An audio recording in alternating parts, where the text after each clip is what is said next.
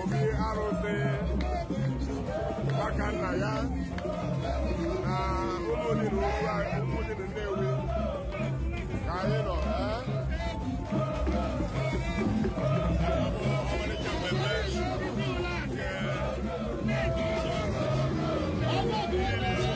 ụwa na-arụ moto n'ụwa niile bụ gbara gburugburu ka anyị nọ n'ụbọchị taa ụlọ n'ezi anya onye abụzi anyị ọzọ ọ na-akpafọ ọbụghị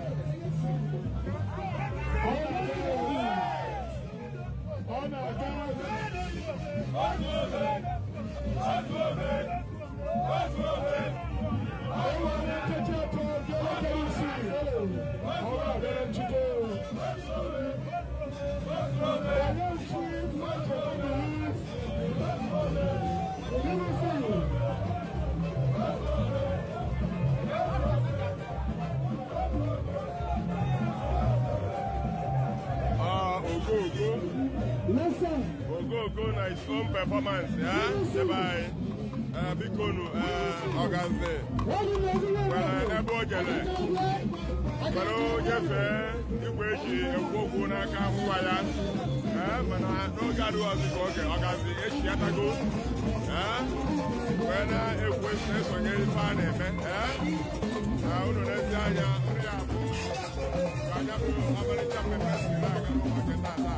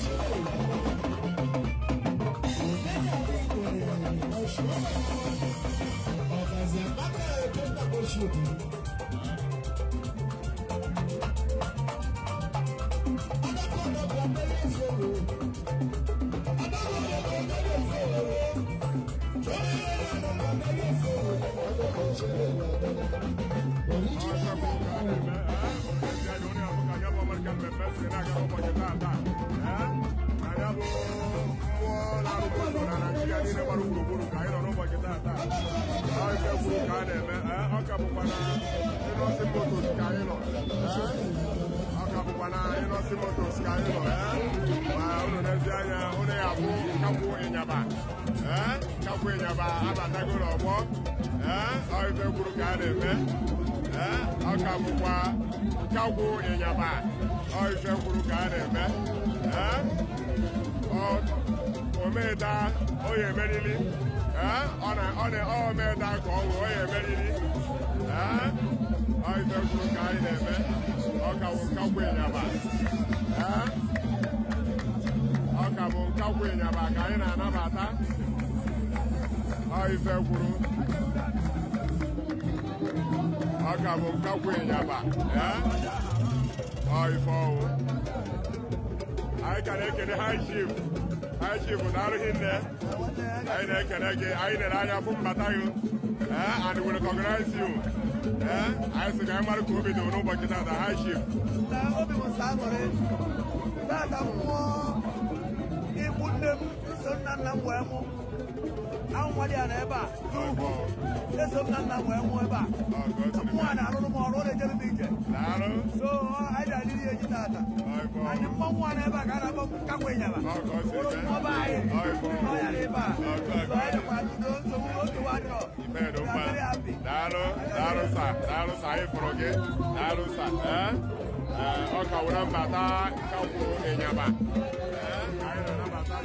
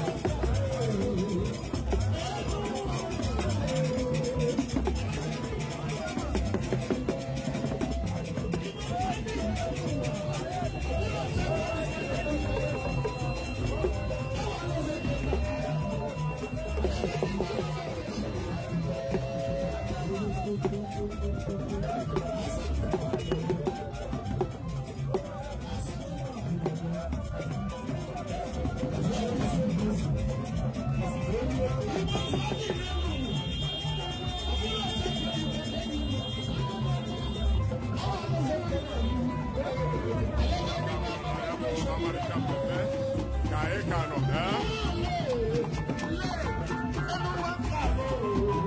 ọgawo ya wụ ka anyị nọ n'ihu ya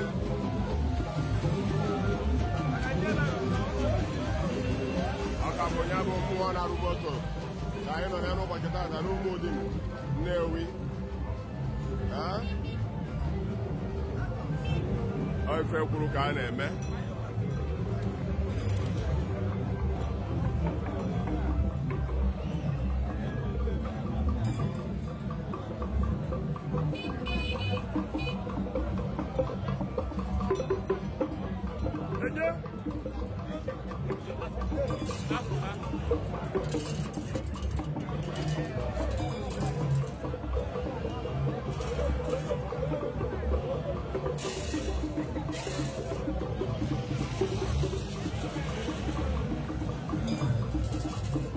Obi guy.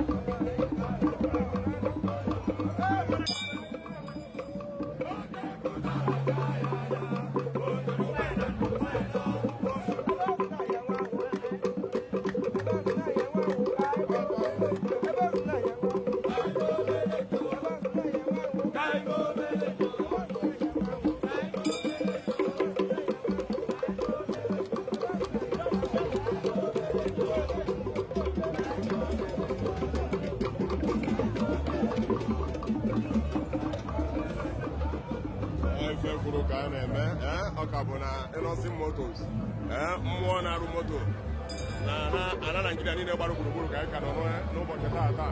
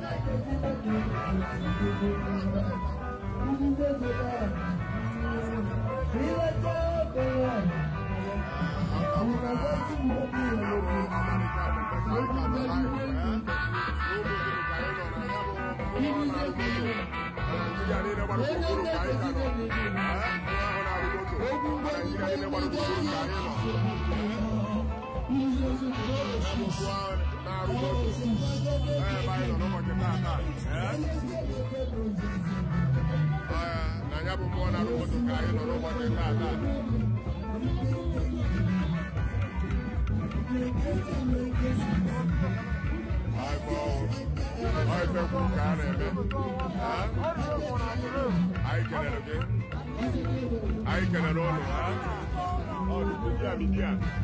I can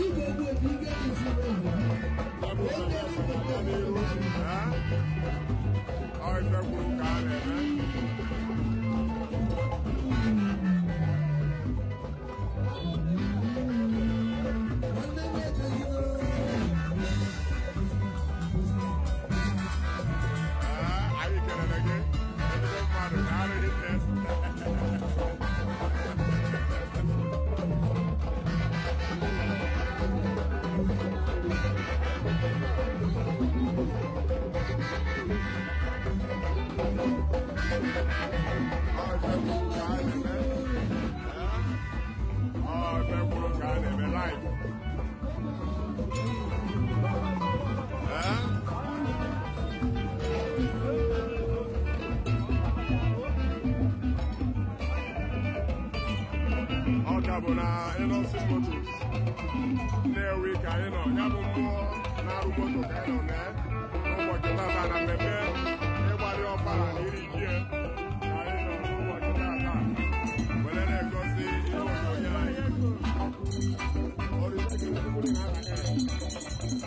Ọ dị isi mmụọ isi na the whole world. Ọ dị mkpụrụ ka anyị na-eme.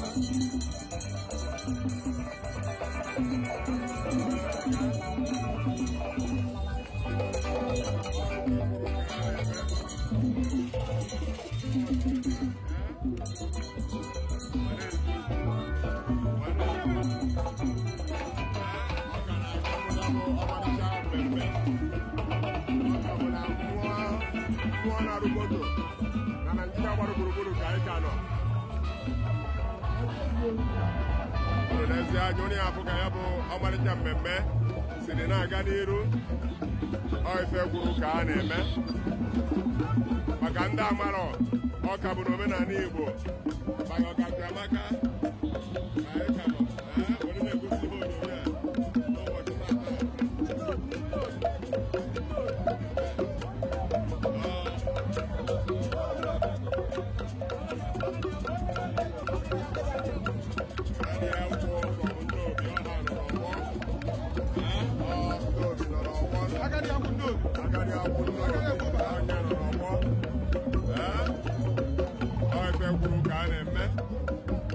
kedu maka ndị Nnewi na-awọchi anyị ekwonu mmụọ Nnewi ọ nọ ebe ala Igbo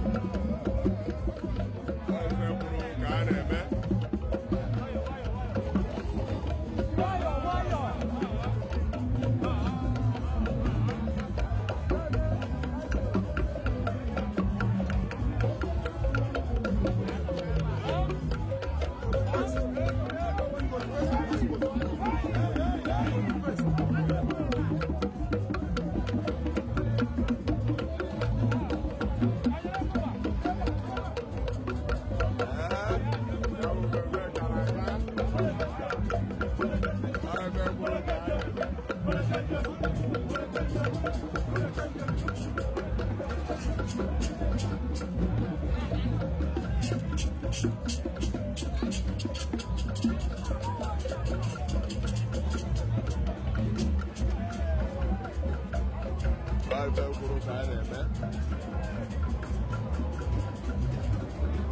bụ ọmarịcha mmemme ka anyị ka nọ n'ụbọchị tata were na-egosi ya bụ mmụọ na-arụ moto n'ụwa niile gbara gburugburu Naịjirịa niile ọka bụ na ya mmụọ ka anyị nọ mmụọ na-arụ moto ụka esi wee kọwara anyị mmụọ na-arụ moto ka anyị nọ n'ụbọchị tata n'Ụmụdị na Nnewi ka ya bụ mmụọ dị ịchọọ ịma ebe ọ dị ịchọba ebe Innoson na-arụ moto ị ga-enweta ya bụ mmụọ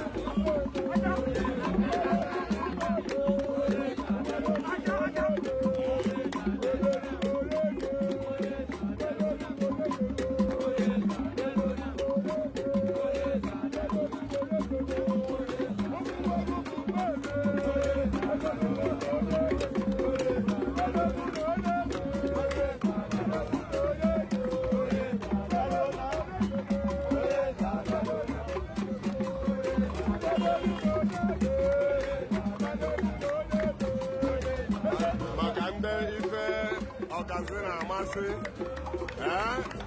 ihe asọpọtụ ọgazi site na inye ọgazi stars o were na-egotakwanụ data eji were na-eme nyanwụ ihe ejije ma ọ bụ na ịpraive chatịrị ọgazi site na WhatsApp nọmba na onwe ihe ị chọrọ imerụ ọgazi n'iji wee sọpọtụ ya n'ihe ngosi ọ na-egosi n'ihe na-emelụ onye ọbụla chọrọ ịsọpọtụ ọgazi ị ga-asọpọtụ ọgazi site na inye ọgazi stars ọ ndị private chat ọgazi site na WhatsApp nọmba n'omenala Igbo. Ọ ka bụ na ya bụ mmemme iri ji mmụọ na-arụ moto na Nnewi ka anyị ka nọ.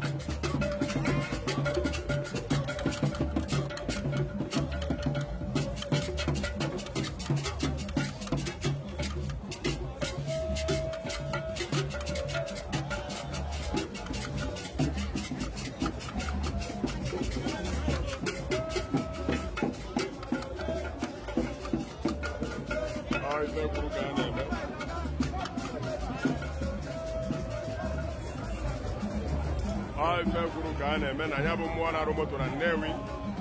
ebe anyị nọ live taa.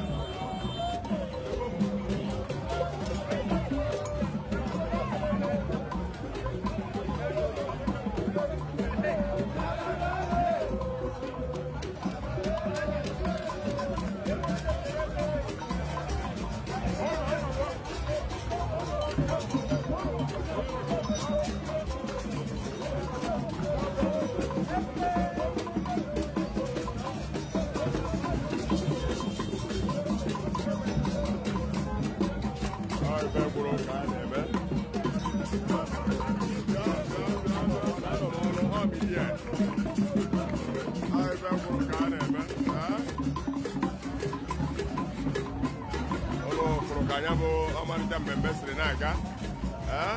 na anya bụ mmụọ na-arụ moto na Nnewi ka anyị nọ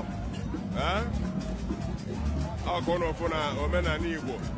amaka maka ndị na-agba ele kere ihe bụ omenala mgbana n'ezienụ nke arụkwụ na aṅa the whole Innoson moto Nigeria Limited wee na-akọwa nọ na mmụọ ka o si na-ebute akọ na uche o ji were na-arụ moto niile a na-agba n'ala a na-anụ afa ha Innoson motos IVM ife ọ pụtara bụ ebụrụ na mmụọ a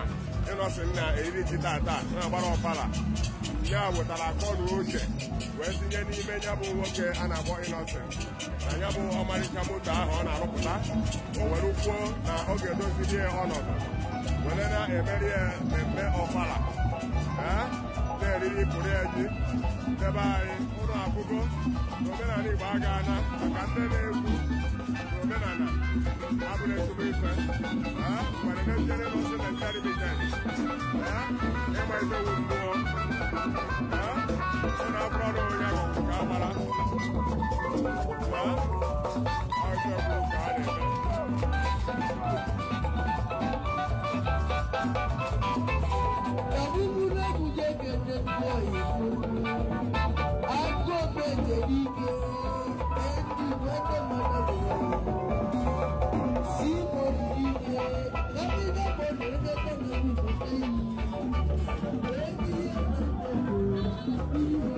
ife gwuru ka a na-eme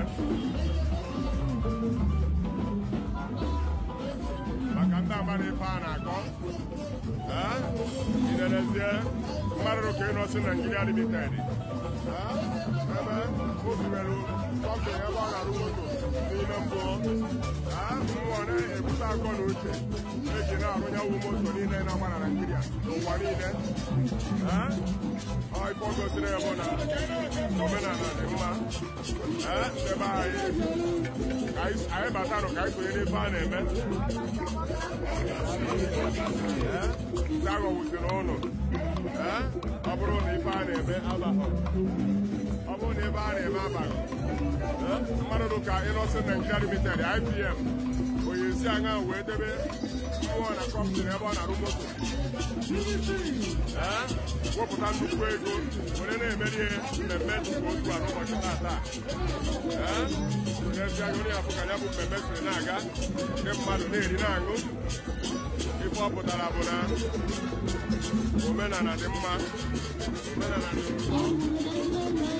ife kwuru ka a na-eme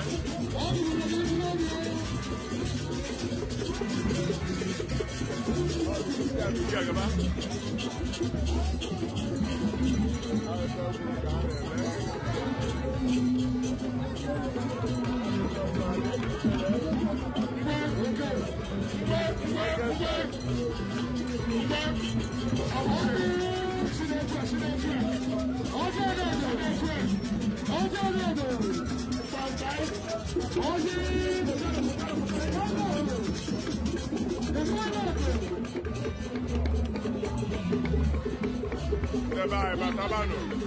ka anyị dozie na ife anyị mebisiri emebisi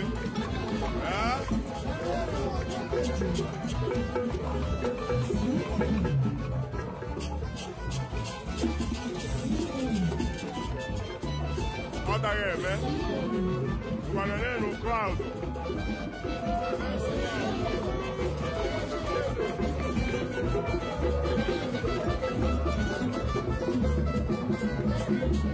ọ daghị eme enwe this much crowd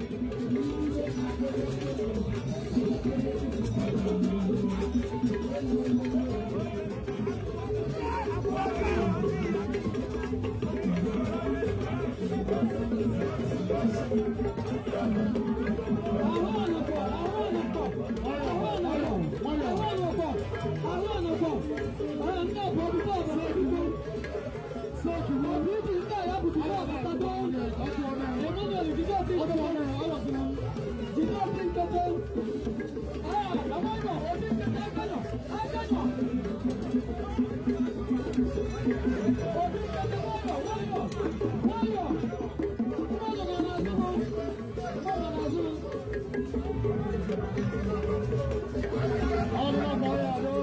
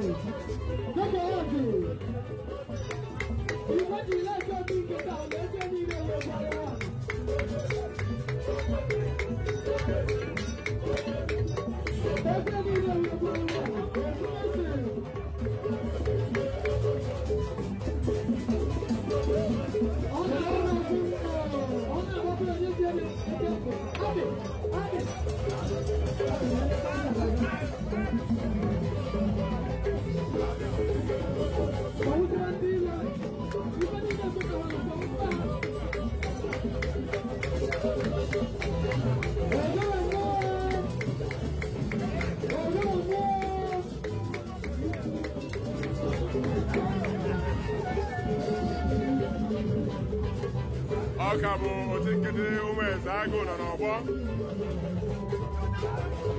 Otu nkịtị ụmụ eze agụ nọ n'ọgbọ.